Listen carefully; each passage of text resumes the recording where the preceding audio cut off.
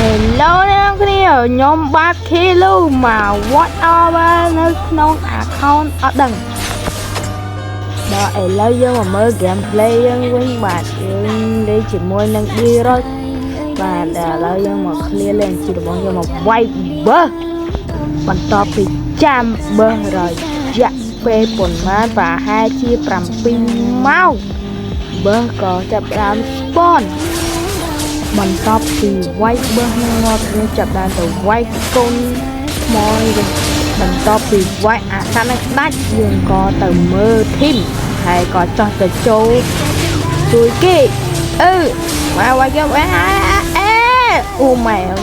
ងាប់លេងឥឡូវយើងទៅទី blue burst វិញ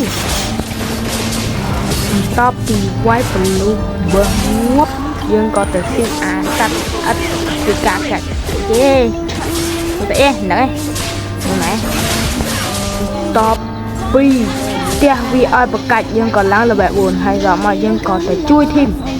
ដល់កន្លែងនេះយើងឆៅធ្វើពេលហក់ចូលវាយមួយ3ម៉ាក់យើស្មៅអត់មីយ៉ាអត់ងាប់ប៊ីងាប់ខ្លួនឯងវិញអូម៉ៃgod តបមកយើងមកហ្វានពីធម្មតាប៉ុន្តែខ្ញុំនិយាយហើយអត់ខឥឡូវមើល gameplay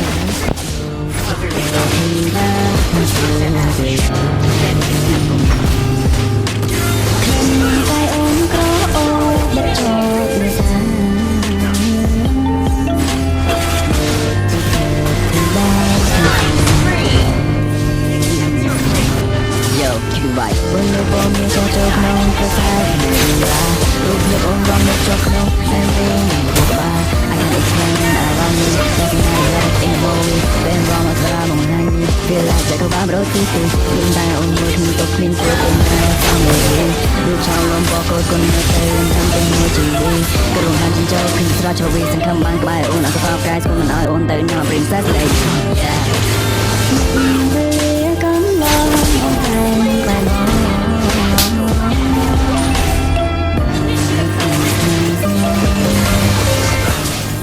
លេងចោះឡើងចាញ់ហូតអញខ្ពើមែន